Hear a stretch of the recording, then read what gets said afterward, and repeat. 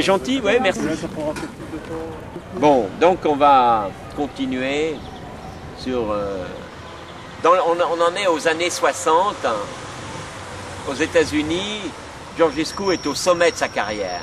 Il est connu, il est même le darling de la science économique, mathématique, disons les plus mathématiciens des économistes américains. Mais il commence à leur dire, vous savez, on s'est trompé dans les fondements, dans les choses basiques. On a totalement oublié l'entropie, l'irréversibilité thermodynamique et des processus thermodynamiques, etc. Et ces idées, il les présente sous forme de conférences. Et en 63, il reçoit l'invitation des éditions Harvard University Press, rassembler vos articles et puis ajouter une introduction dans laquelle vous essayez de raconter un peu votre parcours, au fond une sorte d'autobiographie scientifique et intellectuelle. Et c'est ce qu'il va faire. Il va écrire un texte dans les années 63-64, qui est une longue introduction, qui est en fait un véritable livre en soi, qui fait une centaine de pages, qui va être la première partie d'un recueil d'études qui avait été publié il y a déjà pas mal d'années, sous le titre tout simplement Analytical Economics, Issues and Problems. Ce livre a été traduit en français assez vite, ce qui prouve que les Français connaissait Georgescu à l'époque. En 1970, ce livre est paru chez Duno dans une collection d'économétrie dirigée par Henri Guiton sous le titre La science économique, ses problèmes et ses difficultés. Je crois qu'il faut vraiment insister sur problèmes et difficultés, car justement dans ce bouquin on trouve dans les 100 premières pages, toutes les thèses que Georgescu va développer par la suite. Mais on sent que sa pensée, elle est déjà faite à ce moment-là. Et justement, ce livre a un certain succès, tout le monde applaudit, c'est un livre très savant, qui fait honneur à la science économique. Il est un peu critique, il est même très critique, mais quand même, les économistes applaudissent. Et quelques-uns lui disent, oui, mais alors maintenant tes idées sur l'entropie, il faut que tu les développes davantage. Et alors effectivement, à peine ce bouquin était terminé, en 64, qu'il travaille déjà à un grand livre, qui va être son maître livre.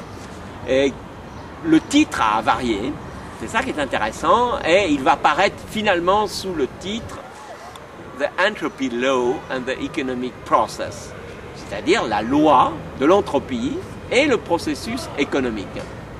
Alors le problème, c'est qu'à l'époque, la loi de l'entropie, ou plutôt le concept d'entropie, recevait des significations, des acceptions très diverses.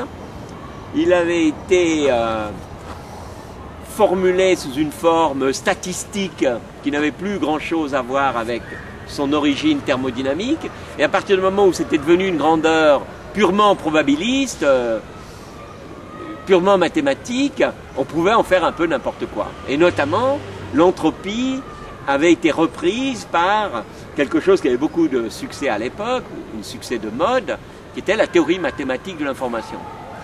Et les gens qui travaillaient dans ce domaine prétendaient que l'information, c'était une entropie négative.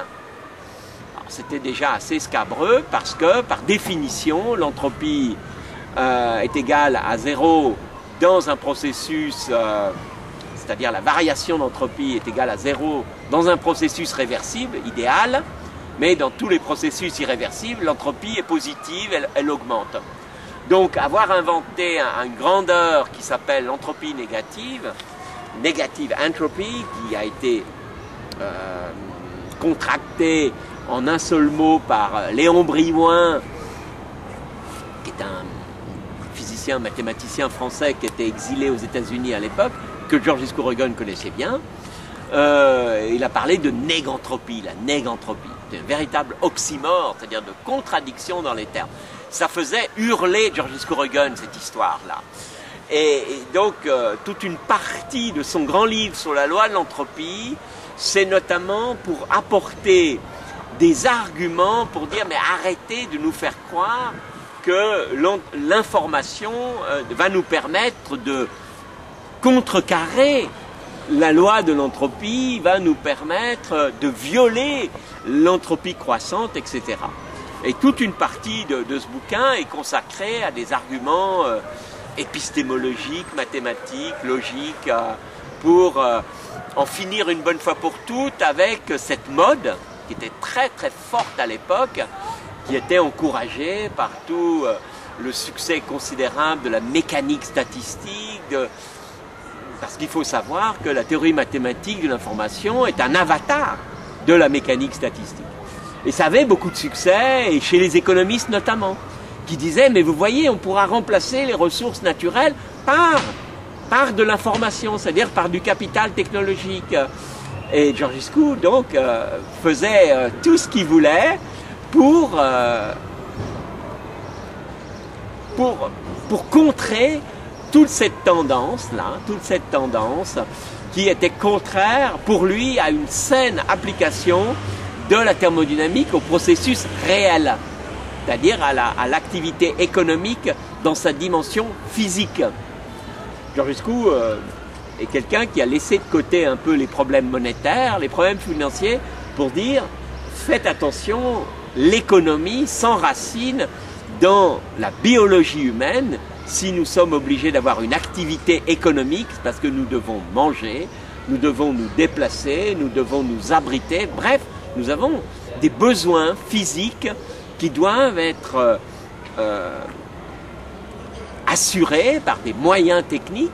Ces moyens techniques sont à l'extérieur de notre corps, c'est des moyens exosomatiques par rapport à nos membres, qui sont des organes endosomatiques. Là, il reprend toute une terminologie qui existait déjà et qui avait été développée dans les années 20, 30 par un biomathématicien que Georgescu avait bien lu, bien compris, qui s'appelle Alfred Lotka. Et c'est intéressant la source d'Alfred Lotka parce que c'est une source commune entre Georgescu-Roegen et l'écologie des écosystèmes. Lotka est un auteur qui est à l'origine de l'écologie scientifique. Alors c'est très intéressant de voir que c'est également une source de la pensée très originale selon laquelle l'évolution économique, le développement économique, c'est le prolongement dans l'espèce humaine de l'évolution biologique par d'autres moyens que purement biologiques, c'est-à-dire par des moyens exosomatiques à l'extérieur du corps.